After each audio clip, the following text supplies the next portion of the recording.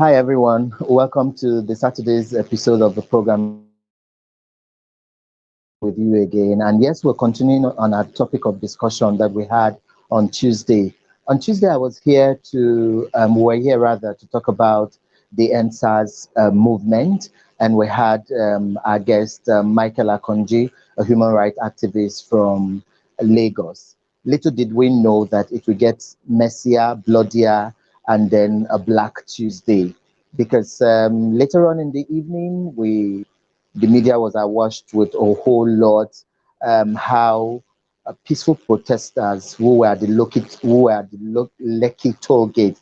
Actually, they've been there for a couple of weeks, 2 weeks actually, and all that got invaded by military men, and bullets were rained and sprayed at them, even while holding the national flag and singing the national anthem.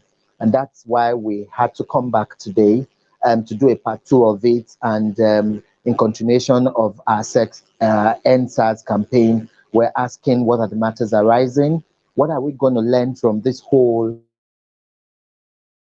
came up, the movement itself, what way forward, what can protesters begin to do differently, knowing all that has happened. There were pockets of violence here and there in different states, and that is why we're having our guests come back again to talk to us on these issues. You can also join us by going to the comment section and drop your comments there. Let's know what you think about matters arising from all this. And one last word I'll say before I bring up my guests, please, for our Nigerian youths and youths all over, please make sure that 2023, we don't waste this momentum.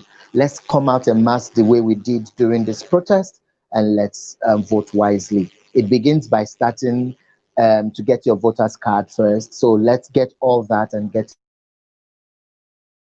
I have my guests here, two of them actually. Michael Akanji, a human rights activist in Lagos. He was here on Tuesday when we started the program. And also Chief Lady Ogbeyalu, all the way from Dublin. It's good to have all of you on the show. Welcome once again. Chief is a regular here too. Chief, how is Dublin? Dublin. Good. And how are you guys getting ready for the second wave of COVID-19? We're currently in lockdown. 6 weeks down. It started Ooh, midday. Yeah, racing. ooh, that's serious. Okay. We just pray that God helps us. So much is happening. Let me even start with Chief because Mike has been with us on Tuesday. So I would like to bring Chief up to speed. Chief, it's worrisome for us, not just about NSAS. The world was in lockdown during the COVID-19, and a whole lot of businesses, a whole lot of gender-based violence, a whole lot of people lost their jobs. And just when we were recovering from that, the NSAS movement came on, and we were happy about it because for once, young people came out on enough is enough. Where issues on ASU was on strike, doctors were planning theirs. So much was happening that period in Nigeria, and that was why it really gathered a whole lot of momentum. As a mother, what was your worries when this whole thing started, and how did you feel when the Lekki shootout became a world thing that went viral? Thank you very much. I'd like to say thank you for having the program. Actually, I'm really honored to be here. As a mother, I wasn't actually really worried because it was a peaceful protest. I know that the protesters had just a flag and themselves, and they wanted to be heard. They needed to be heard. And it's been going on and on. And, the whole world was watching till it became violent. And that was when I got really worried. I, I watched a video that actually broke my heart. A boy that was dying, and the mother was screaming and shouting, now so you do me. And she was wailing, shouting and screaming while the boy passed away. I think from a gunshot wound or a stab wound. The entire world is watching. Nigerians in diaspora, we are all watching. Nigeria and Ireland have already gone to have a peaceful protest in the Nigerian embassy. And it's really heartbreaking how everything turned out. But I would like to say it again that these youths came out for a peaceful protest. There wasn't any violence planned. They had no guns, they had no knives, they had nothing. They weren't planning on looting. They were chanting and they were praying for a better Nigeria. Thank you so much, Chief. Michael, let's come back to you. Yeah. It on Tuesday, analyzing NSAS, analyzing all the things, and even praising the youths for taking that bravery to even for once talk about issues. I remember you were so much really praising young people and saying that it is even not a protest. I remember you vividly in your words saying that this is a movement, that it's something the whole world was happy about for Nigerian youth. And then we finished the program, and in the evening we're hearing so many in fact the videos were heartbreaking. At some point I had to turn off my phone because I was just losing my mind. I mean, the part that got me so emotional was when, even with those gunshots, I heard some of them saying, "Don't move, sit down, don't move, sit down," and they were raising the flags, and it was heartbreaking. Mike, what would you like to say about the Lekki toll gate issue? Let me just say that words fail me, actually, if I want to talk about that traumatic experience in the history of Nigeria. It's like reading about Tiananmen Square in China. That was what happened, where unarmed citizens who in no way is a threat to the sovereignty of the country were being killed by the agents, the people who they pay through their taxes, are supposed to be protecting the territorial integrity of Nigeria. It's really heartbreaking. It's something that is traumatizing. It's something that, and what's actually failed me in describing it, when you look at the live feed, when you look at people who respect the sanctity of the country, holding the Nigerian flag, sitting down peacefully. And one point of note is that for 2 weeks, this has gone on to be a very peaceful protest. Not until we started having criminal elements infiltrating this protest. And instead of the government, that the people are already saying that you are not performing your duty to protect citizens against criminal elements, what did we find? We actually find that instead of protecting the citizens against criminal elements, it is the citizens that are actually being massacred because of criminal elements. It's something that is really pathetic. It's something that really beats my mind. I can't really fathom it. It's something that you only read in history books. It's something you only read in history books. Quite worrisome. Thank you Yeah. there. In case you just joined us, the program is Shagalinku TV, and this is a Saturday's edition, and we're actually looking at a part two of what we started on Tuesday. We're actually supposed to do another topic, but then after those killings and pockets of violence here and there in some states, it became paramount for us to do a part two and also talk about the way forward. You can drop your comments in the comment section, questions for our guests, and then they'll be responding to them, and we'll also read out your messages. You can also send them via SMS on +234 8054383460, and my guests are here to respond. My guests today are Michael Akanji, a human rights activist from Lagos, Nigeria.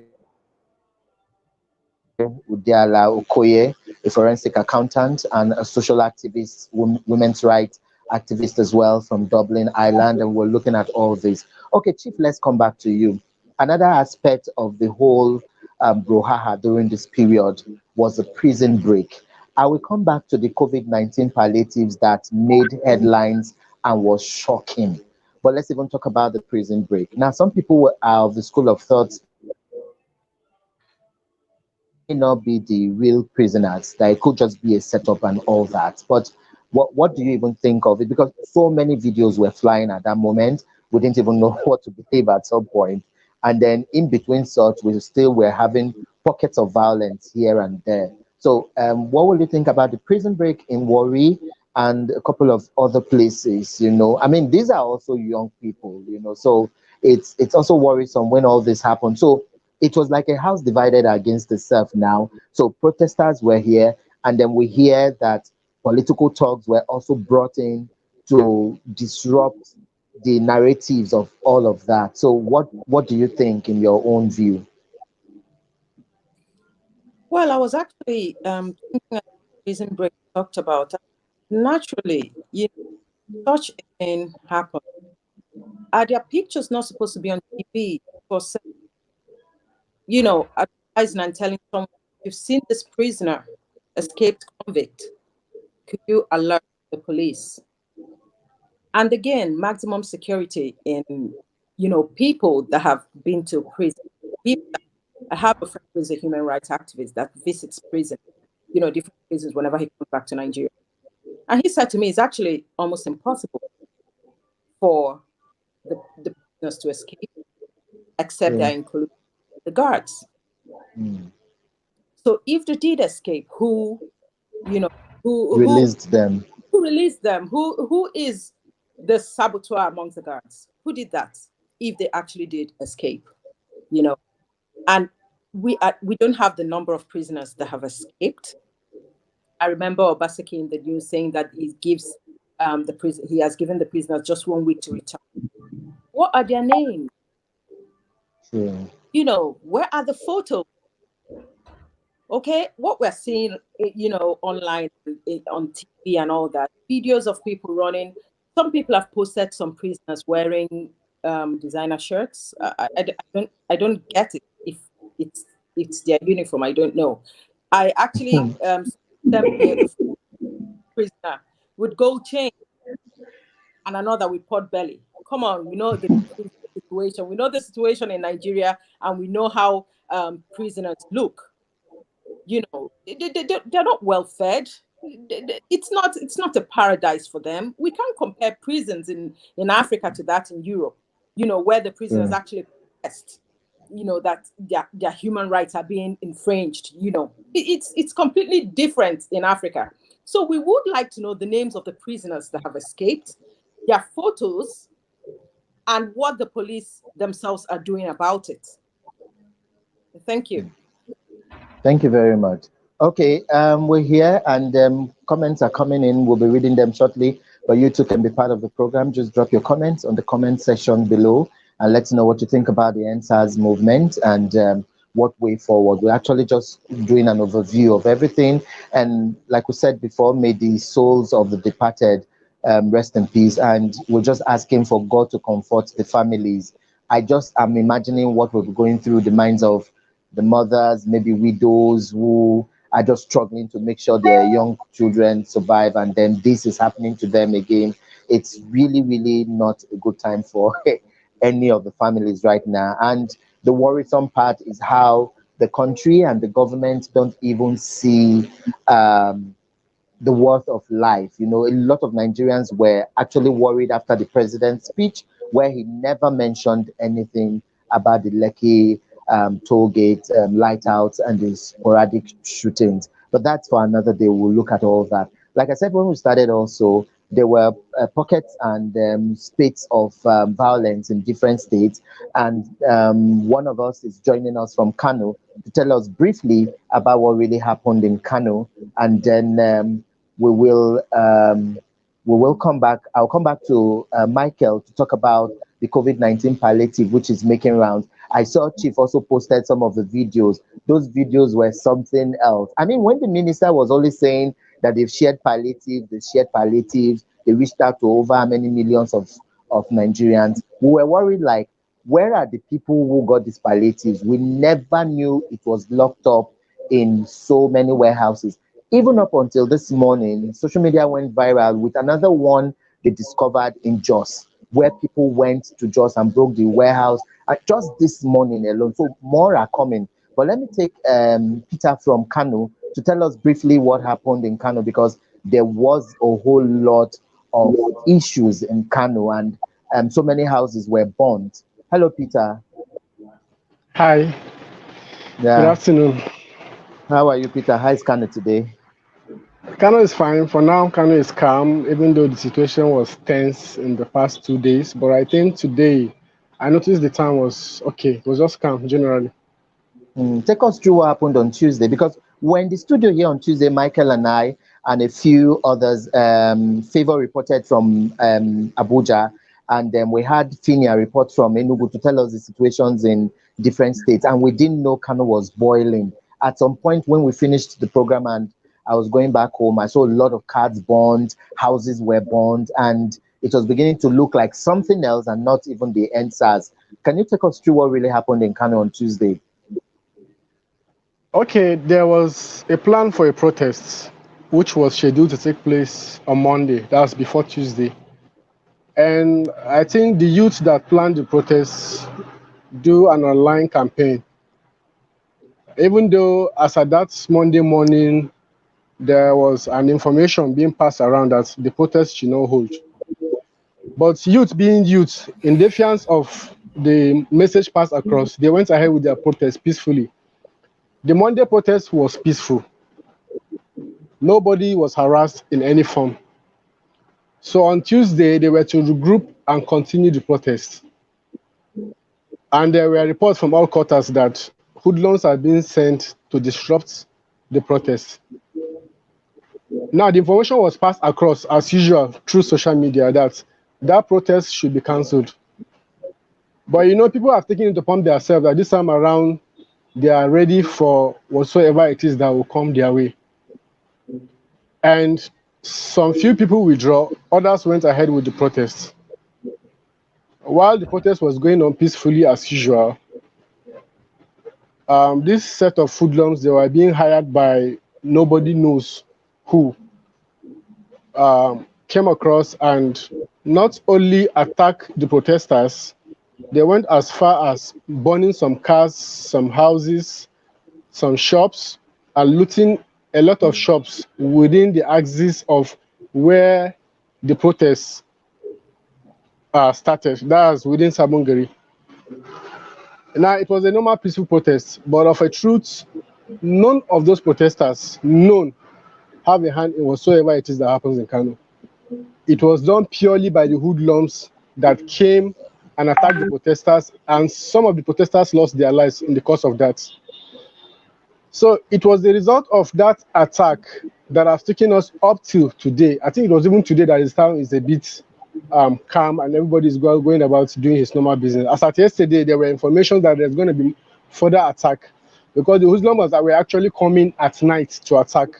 Just that there were security agencies placed in strategic areas and they were repelling the attack up until yesterday.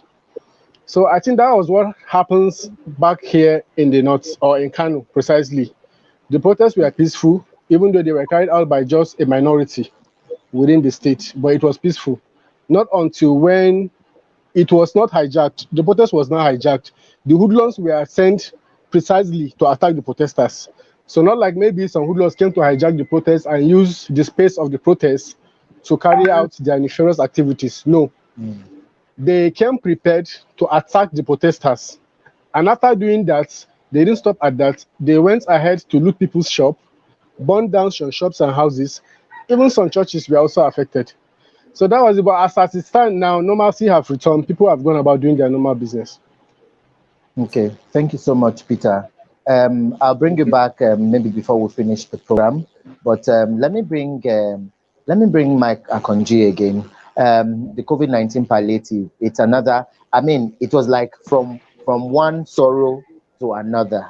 You know, we're crying. We're crying NSAS issues. We got to the point of sporadic killings, and then we were still relieving that the prison break thing came. We're like, okay, this one we can manage and see that it is this or that. And then the COVID-19 issue just came up. You know, I mean, this minister, I think Nigerians have to apologize to her because she kept saying that she knew these things were disbursed. And as doubting Thomas as Nigerians are, we were saying we didn't see any household that benefited from this. The few households we saw benefited were like a pocket of.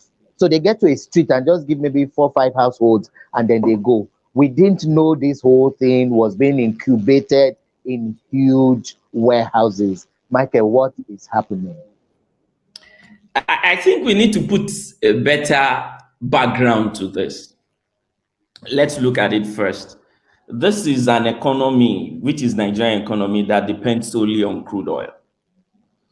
During the COVID, our revenue shrank because we couldn't sell any oil.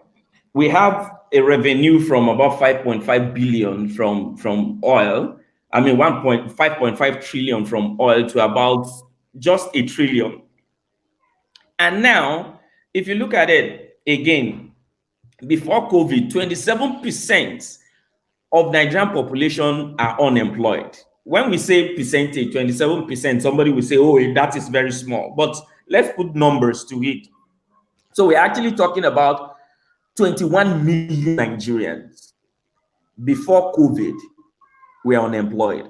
And note that majority of Nigerians are actually in the informal sector, which was largely affected by COVID. Now the government said they want to offer palliatives. Now, there are 2 ways to it. Although you said we need to apologize to the minister, but I will say that, well, we'll apologize to her because they said they distributed. But actually, the one people are now seeing are actually disbursed by the private sector and not by the government. Okay. It is the companies and private entities that came together, that is COVID, that came together that actually supplied what people are looting.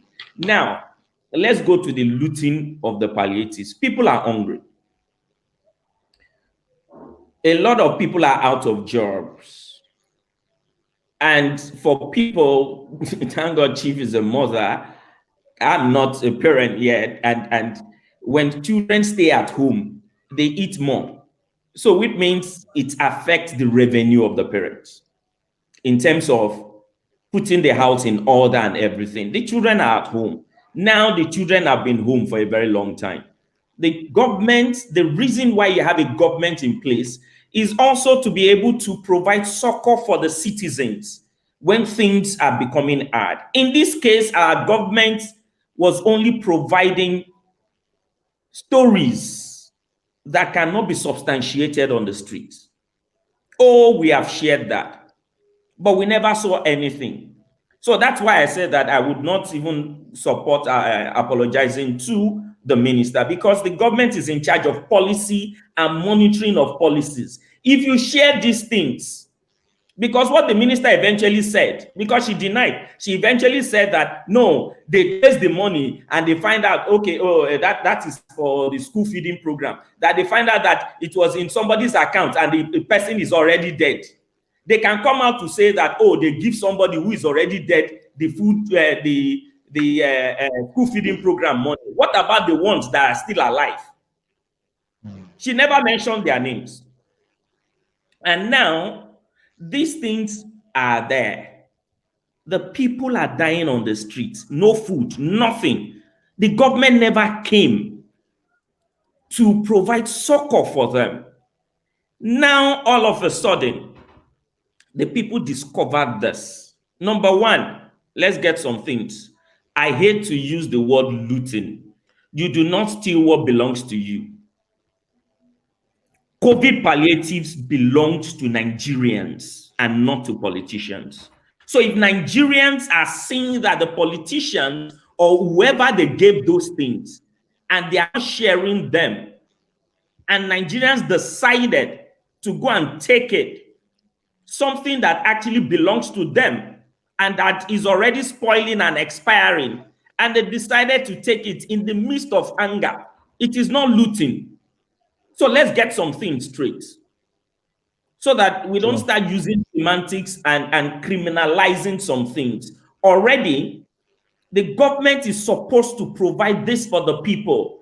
Like a state, is it not Osun State that was coming up and saying that, oh, they are waiting for people from Lagos to come and do press conference. For crying out loud, people are crying, people are hungry, and for them to eat, you need to wait for people to come and do press conferences. What kind of thinking is that? And people are coming up with some kind of fictitious way bill and all those things, saying that, oh, they just got them. But another state came out earlier this morning, Ondo state government, Ekiti state government. They said they have gotten their own and they've already shared. So how come some states have already shared their own, and in some states, it's still locked down somewhere? So those are the questions we need to be asking. It's a failure of the government for people to be dying and be going for things that belongs to them, that somebody somewhere is just holding the key. It's a mentality of slavery that the political class have put Nigerians. For you to be able to walk on your road, you need to beg them to build to construct roads for you. Whereas that is the reason why we put them in power. For you to have light, you need to beg them for them to speak to the electricity agency for you to have power. For you to go to school, you need to dance and cajole them and do all sorts of things for you to be able to attend school. But now, they're now taking it further. For you to even feed, you even need to beg them. So somebody is holding the key. And just like I said, the movement, that's why I use that word, NSAS movement. It's a movement that is opening a lot of eyes to say that no, because you need to look at it. Number one, how did the people, first of all, know the warehouse those things are kept? Which means somebody somewhere knew that those things are in town. And probably that person leaked it out. That, oh, the COVID, this thing is somewhere. And people were going there. From what I saw from a video from Benin today, they are saying that, oh, the army is even telling them that is supposed to be guiding the place. They are telling them, cool down, don't worry, we allow all of you to come and be taking it one by one. And there are some even videos of that confirmed another, where you are even beginning to see that security agencies themselves are even using their own even take away those palliatives to their own families too. So it's a general problem. So we cannot be using that word that people are looting. You cannot loot what belongs to you.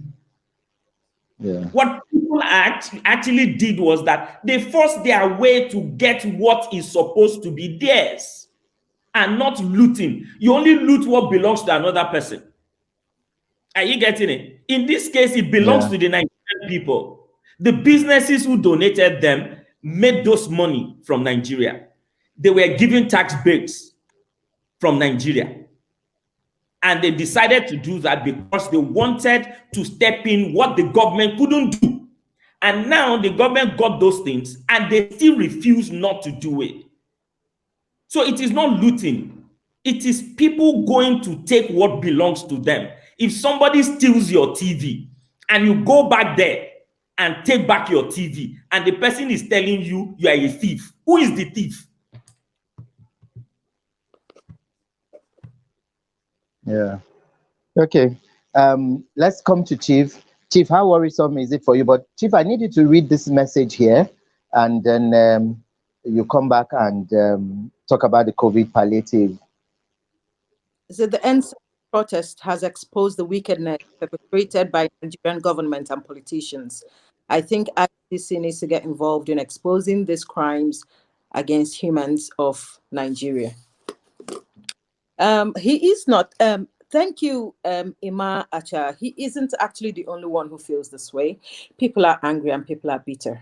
And I would like to agree with Michael. He said, you know, the looting part. We're not going to say they looted palliatives. They took palliatives that were stored away for them. And this has been going on since, hang on, COVID, February, right? Then March. Yeah. Started spreading down to Africa. And now the governor of Lagos State comes out to say, oh, we are still labeling them and we were about to disperse them.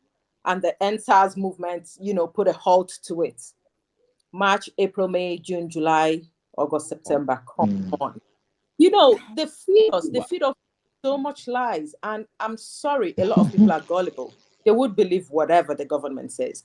Now, okay, this part, the government is lying, but this part, oh, well, they might be saying the truth, whatever. I took the pain to Google, to go, online to the website of Car COVID, right? And it stated clearly, in partnership with the federal government, in partnership.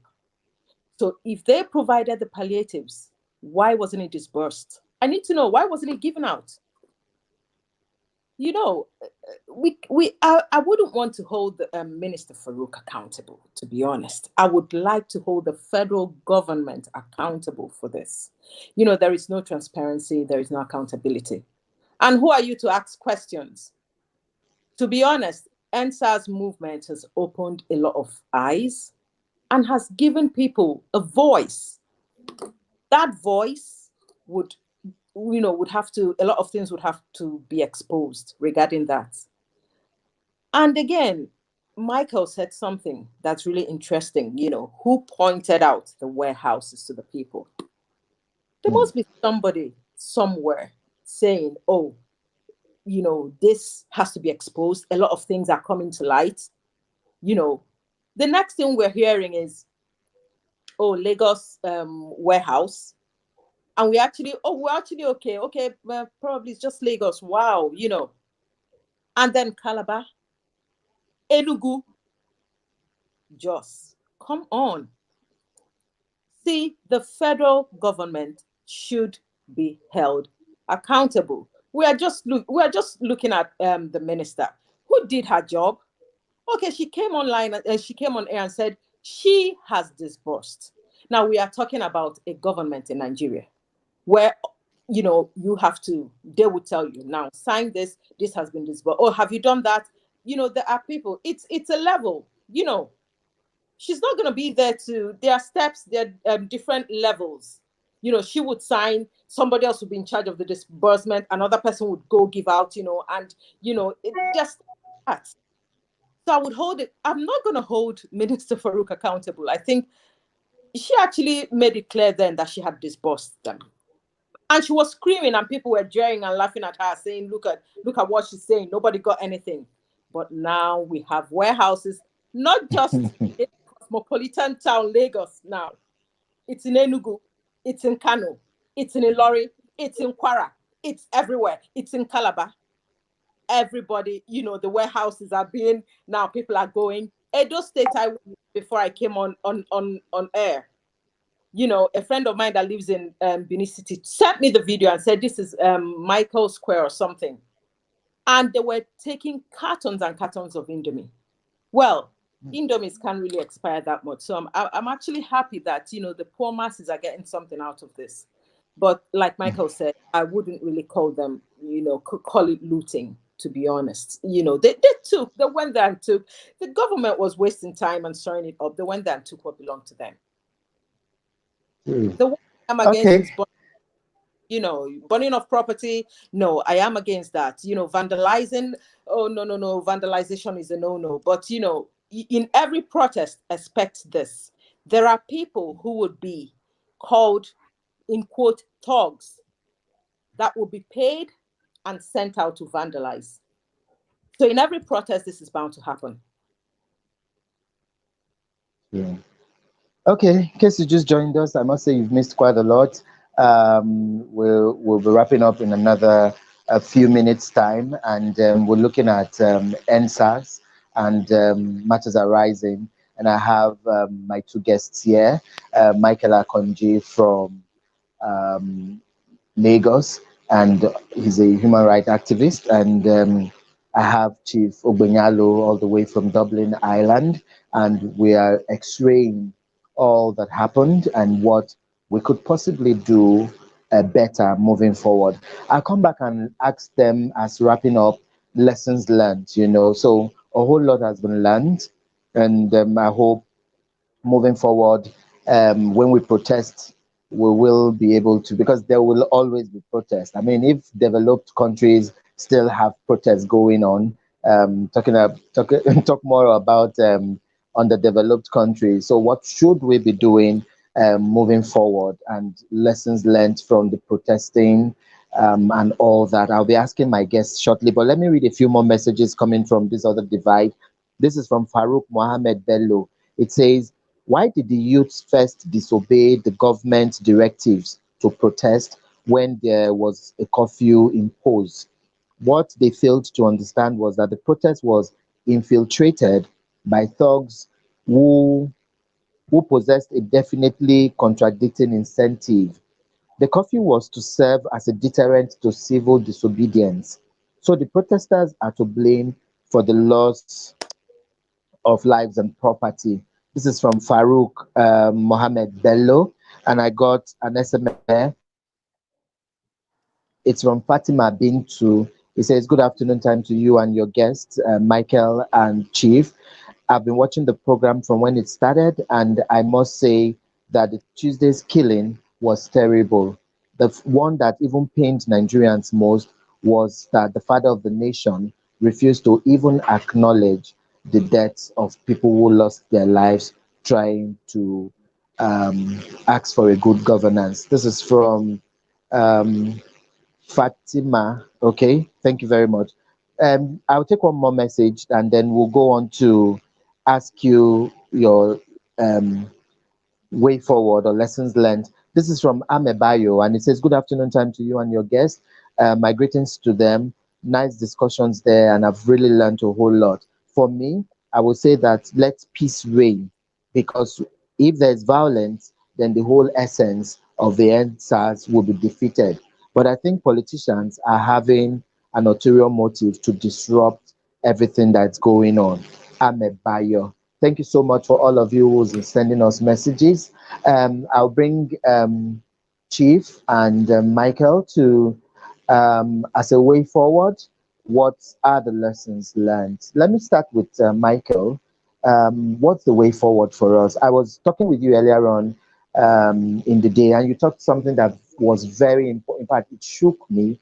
You said something about anger being a useful tool when harnessed. A lot of people don't see it from this angle. But quickly, let's even talk about the protest. What are the lessons?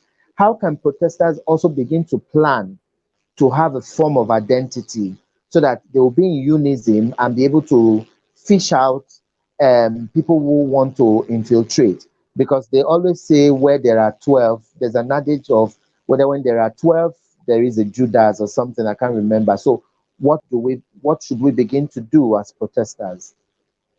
Yeah, thank you very much. Most times, when we look at protests, most times, generally, people tend to believe that, oh, we are the protesters. People who participate in protests are not registered protesters. They are people who are pained about a certain thing and they want to express their pain. And just like we said earlier, like we discussed earlier, expression of pain is in diverse form. It's an expression, and the way people express themselves are in a diverse ways. Number one. Number two, again, is just like Chief said, destruction of properties, vandalization of public places. It's something we need to condemn. But at the same time, if you are a student of peace and conflict resolution, you would have also been able to understand the fact that sometimes people look at some institution or some spaces as a monument of oppression. Because it's a monument of oppression, they tend to attack it. And I'll give you a typical example of which, like I said, let me give a provisor. I am against vandalization. But let me give you a typical example. Let's say a councillor in your street, you know him, his mother sells akara, bean cake across the road. And they stay in their own rented apartment. And he became a councillor, oppression starts, he moved from the village where his word is he moved to the eyebrow area and is there. He's living large. His mother is now a citizen in the US. If she coughs now, she can fly to US to treat cough. And all the brothers are now living large and all those things. Now, if there is anger and people want to attack people in political class, where do you think they will go? They will first go to where he built his house, because to them, it is our collective patrimony that is told to go and build their house. So that's why I say that sometimes people express anger in a diverse way. Sometimes they look at some monuments or some buildings or some places as a symbol of oppression. So in fighting against an oppression, sometimes they can attack such places. But like I said, it is the management of anger. How can we now move from this anger of we are tired of what is happening in Nigeria? Enough is enough. Number one, we've been able to learn some lessons from the protests. One, when you are against a particular thing, you are not the only one against it. There are people who are diverse in different ways that are also against that thing. They might not be able to express it the way you are expressing yours. Number two, do not work in silos. Look at the organization of the protest. It has no physical leadership. Because one thing we have also learned that also make this protest to be successful is that the moment you have a leadership, then you are also putting people to be Judas. They can easily be compromised. Look at Occupy Nigeria. People who said they were the leaders of the movement, they were called, and we know where all of them are now in government. They are now part of the ruling class. But now we have learned from that. We now say, no, we don't have any leadership. If you want to talk to us, come and meet all of us. Tell us what you want to say. And that has been successful because now it is not cut the head and you are free with everything. Now there's no head to cut. Yeah. That is one lesson we have learned, that in looking for Messiah, Jesus has come and go. We are still expecting his second coming. The second coming of the Messiah is not in any celebrity, activists, or politicians. No. We don't need those people to liberate us. We can liberate ourselves. That is one lesson we have learned. Second lesson is that also harness the capacity, diverse capacity that you have within the community. Number one, you remember when people started, when there was attack, there were people who also volunteered as security companies, who volunteered their services. We will guide you. When people are being attacked, when injury happens, there are people who have access to ambulances. They said, we will provide that for you. You also have some religious houses that says that, no, if you are stranded and you don't want to get home, you can come and sleep. Yeah. You even have individuals who are coming. You have people who are not even out there, but they are supporting in terms of finances. And they are also getting feedback. Because every day there's always financial updates. They will send, even if you contribute 100 naira, they will always send that thing to you. That, oh, today this is how much we have spent. So it is, we have learned something, collective bargaining. Because in Nigeria, we always talk about labor will come ever since we are young. And the Labor Congress will come, collective bargaining. But this is the first time we are seeing, for the first time in the history of Nigeria, we are seeing collective bargaining. The artists know their role within the NSAS movement. The people, the doctors know their role within the NSAS movement. They provide medical services. The lawyers knew their role within the NSAS movement. They are always there when people are arrested. They get to the police station to get them released. Or if they are charged to court, they are representing pro bono. Religious houses also saw their own responsibility in the NSAS movement. You start seeing them also telling people that, no, this is not about religion. This is about our future as a country. So everybody knew their role. Those are some of those lessons we have learned. And secondly, another lesson that we've also learned from this NSAS movement is what I call massive. I don't want to be using that word mass education. Massive education, in the sense that, like we discussed earlier before the show, in the sense that a typical area boy in the slum should be able to see themselves as having a future in Nigeria, not having a future because one politician is coming to only give them 5,000 and telling them to go and cause mayhem. No, they need to see their future, that no matter where they are from, they can always get there. That is mass education we are beginning to see, because the divide in the education has always been that, oh, it is when you are educated, it is when you know somebody in government that you can really have a future in Nigeria.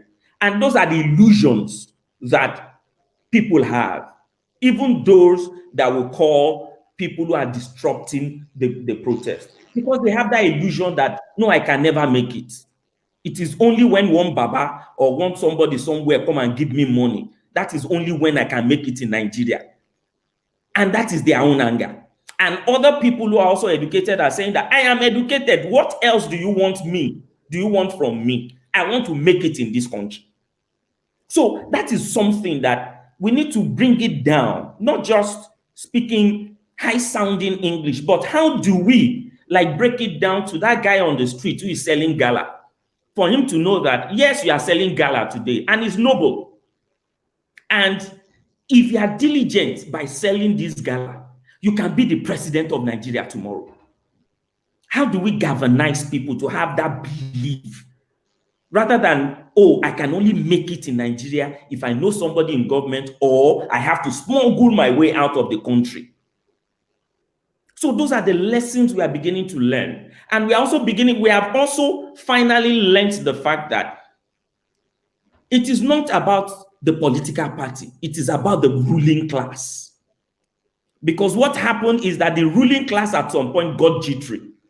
It is no more political party. You remember, in some places when you have politicians that want to come and address, people will tell them, okay, we don't need you here. Even when some of them even tweeted, you will see reply they are giving them, don't worry, when we finish this, we are coming for you. So all of them at some point that, no, we are losing our power. It is no more APC, it is no more PDP, it is no more AA, or it is no more YPP. It is now the ruling class. Whether you are known or you are not known, even their minions, people that they still give money. You see the instances where you have some people who went to the protest ground in Lagos and they were booed and jeered and thrown out of the protest ground. They knew that, yes, don't come here. You might not be in government, but we know that we are chopping from them. We don't need you here, even when they give them water and food. So those are the lessons we have learned, that for the first time that we are taking our power back.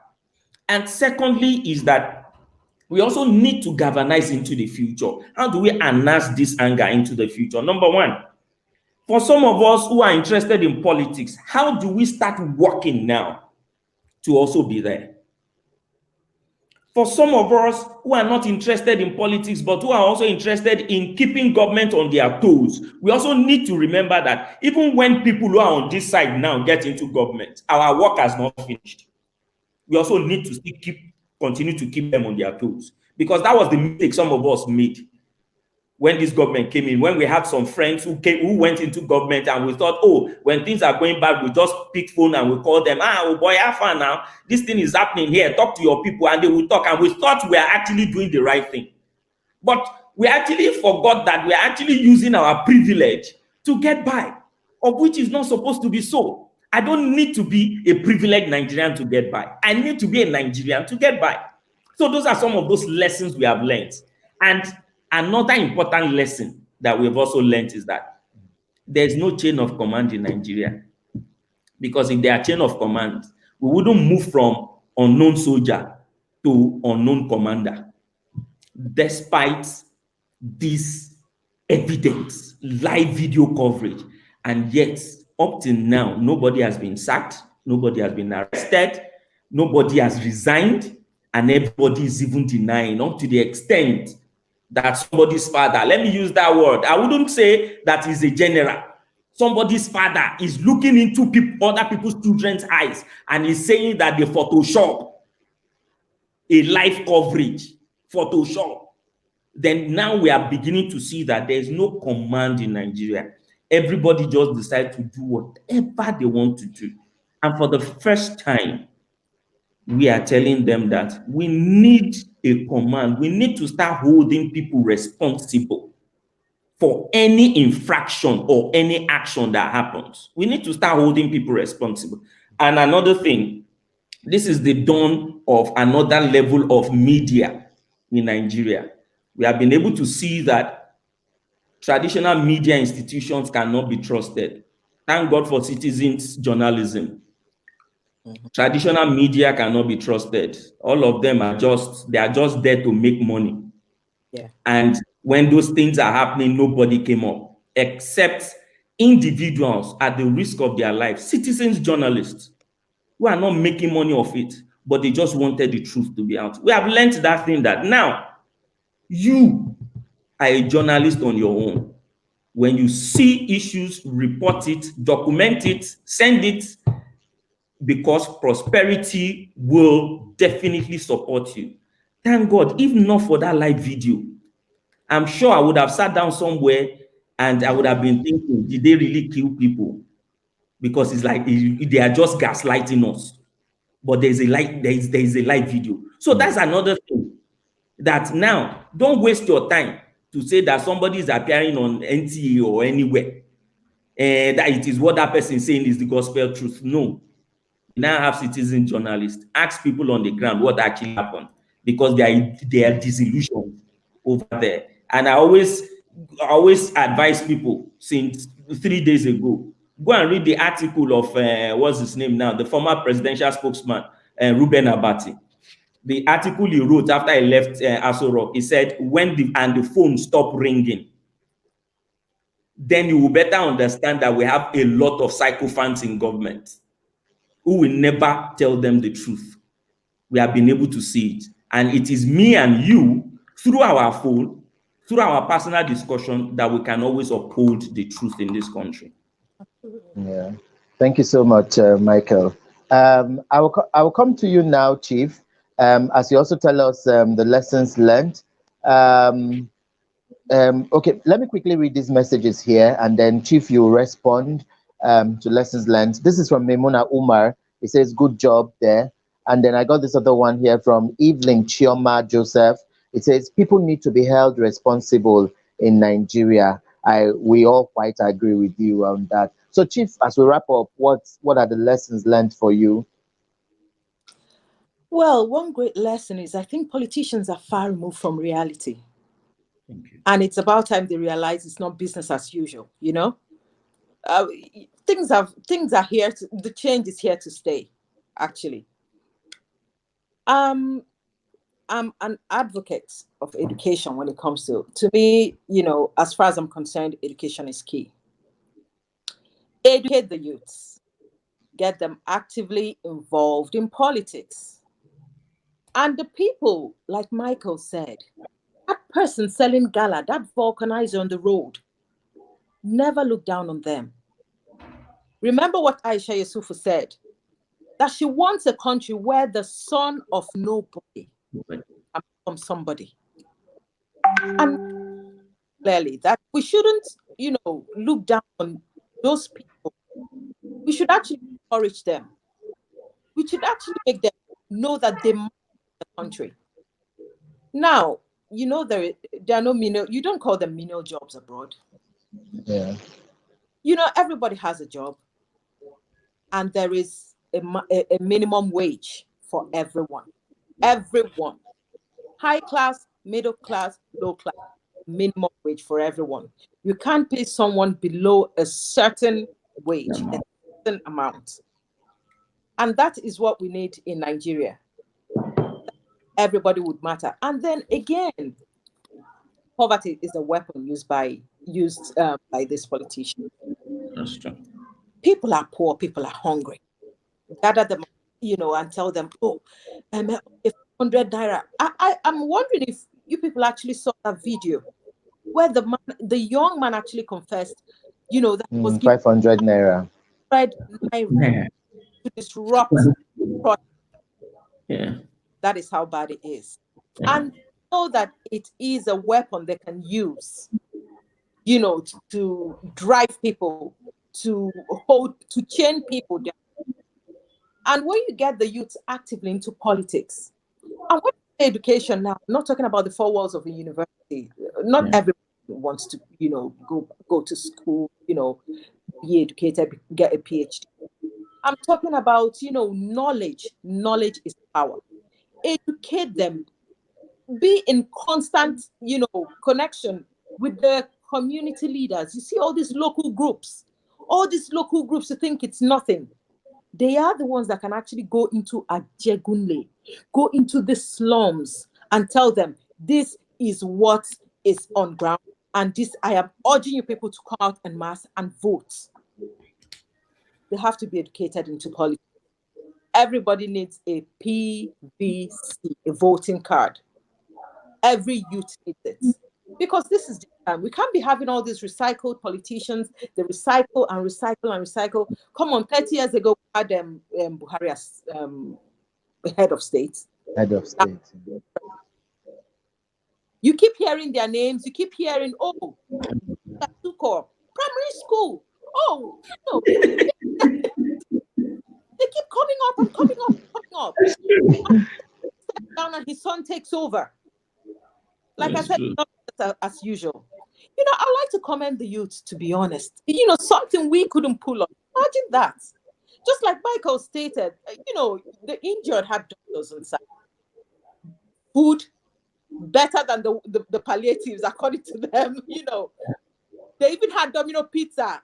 And, I remember a joke, Senator Shehu said they are angry because they are eating pizza meant for the children, Somebody has to stop them. They had pizza. They had everything. Somebody tweeted that the best medical care she had ever gotten was on that ground. Yeah. Who did that? They had the best doctors on ground. They had funds coming in from youth. They were actually organized. I'd like to commend them. And we've actually learned our lesson. It's not business as usual for the politicians. They are jittery. And just like Michael stated, it's not about APC, ABGA, this one. Oh, it's about the people, what the youths want. They want a better Nigeria. They don't want to be suppressed and, wake up in the morning, no hope, mass exodus to Canada. We all love our country. We all love our country. And we all want a better country for everyone. And I would say, to be honest, NSAS movement is one of the best things that has ever happened to Nigeria. Thank you. Yeah, thank you so much. Okay, we're wrapping up now. And let me see if I can bring Peter, if he's still here, to just say his final words. Oh, Peter is not here. If Peter was here, I would have just let him say his final words. Okay, let me quickly read these messages, then we use 30 seconds each to wrap up. This is from Evelyn Choma. I thought I read this before. Most media houses in Nigeria are dancing to the national tune. They are afraid of being sanctioned. That's quite true. Evelyn again sent this other one. It says, people are hungry in Nigeria and our politicians are capitalizing on that to disrupt elections or peaceful process. They are not ready to improve the Nigerian economy so that they remain in power. Quite true as well. I agreed on that. Okay, we're wrapping up now. So, Chief, your last word of advice in 30 seconds as we wrap up. Oh, I would like to say just peace. Be at peace with everyone, but stand your ground. The Nigerian youth, I commend. I do stand your ground. No vandalizing, no looting, but please stand your ground and make sure you fight for a better Nigeria. Oh, thank you. And Michael? Thank you very much. For me, it's when you stand for nothing, then you fall for everything. We need to stand up for a better Nigeria as a young person. And also to just add, peace is not just the absence of war. So when people tell us to be peaceful, we are not at peace in Nigeria. And that is why we are standing up against oppression. Thank you.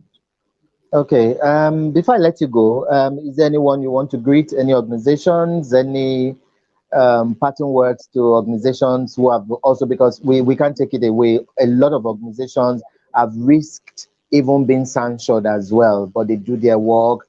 Organizations like Amnesty International and so many of them, these people take risk to face the government, confront them on so many issues. So are there people, are there organizations, coalitions, you guys would want to say your final words of greeting? Because we need to encourage everyone at this point. So many people, so many different coalitions, networks are taking their time to say, you know what, whether you sanction us or not, we're going to tell you the truth because we stand with the people. So finally, are there people you want to greet? Michael, let's start with you. Yeah, for me, I want to say a very big thank you to Feminist Coalition. This is a group of young female persons who pulled it through. And I'm not surprised. Women have always been liberating us in Nigeria. It's just that we don't really understand our history. That's why we say we have founding fathers. Actually, in Nigeria, we are supposed to be celebrating our founding mothers rather than our founding fathers. So I actually say a very big shout out and a very big thank you to the Feminist Coalition. The organization is so superb. Then I also want to thank Amnesty Nigeria. Despite some sponsored protests and everything, they still stood for the truth. And finally, I just want to say a very big thank you to Nigerian youth that for the first time, we are seeing our future. So let whatever the political class is doing not dampen our hope. Spirit. There's a future in this, and that is why they are G3. I want to say a very big thank you to Nigerian youth. I also want to say a very big thank you to everybody. Those who are just passing by, find out that, oh, people are protesting, because there was a certain time in Lagos, we even have mothers and fathers coming out to protest.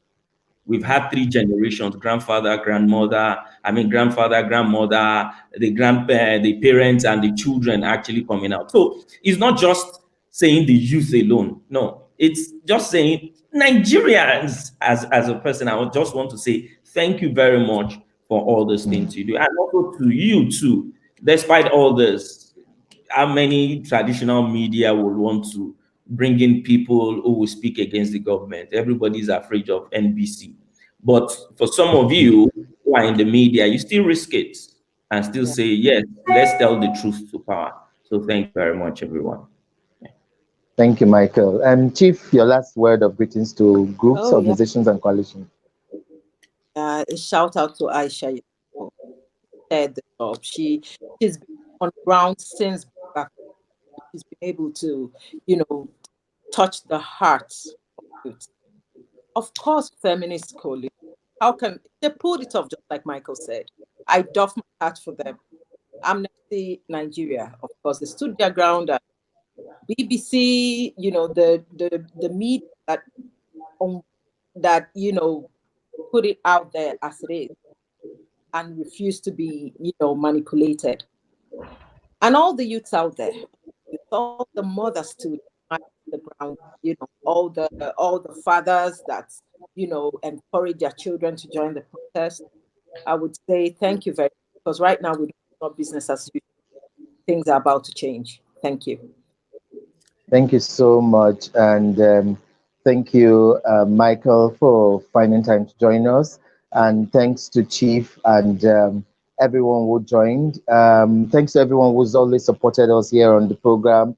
It's always tough coming on air every time. Our data, trying to get all our editors to be on standby to put us on through, and the kind of love we get every time to support us. Everyone who supported us, sometimes they don't like us calling their names, but then I can't help it but also to just say thank you to everyone who makes sure that every Tuesdays and Saturdays we're always here, everything we will need to be on air to do this program. I really want to thank everyone. I thank everyone who also joins us to contribute, make their comments. More people even watch the program after the show, because of the time zone and all that. And they inbox me and say, you've been doing so great and all that. And we really, because without you all, we can't be here to do all that. And finally, thanks to all my guests. Yes, to Michael, to Chief, we really appreciate it in spite of your busy schedules. In fact, this morning, Chief had to run out of the house to do a few things, but she still found time to, every time we call on Chief, no matter how busy she is, she's always here for us. She's become like Shagalinku family.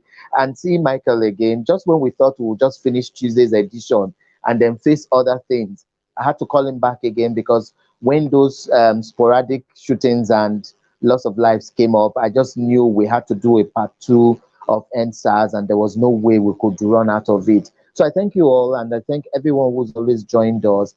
And lastly, do remember to subscribe to our YouTube channel.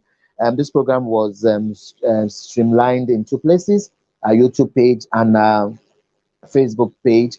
So always remember to subscribe so that once we go on air, you'll be able to join us. And thanks to everyone who joined us. So till I see you all on Tuesday for a fresh edition, my name is Ambassador Emmanuel Gabari, urging you all to have a beautiful Saturday and enjoy the rest of the week. And please stay safe wherever you are.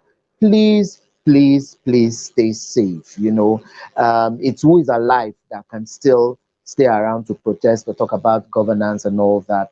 Please, everyone should stay safe and always watch your back. God bless you all and have a beautiful day. Bye bye.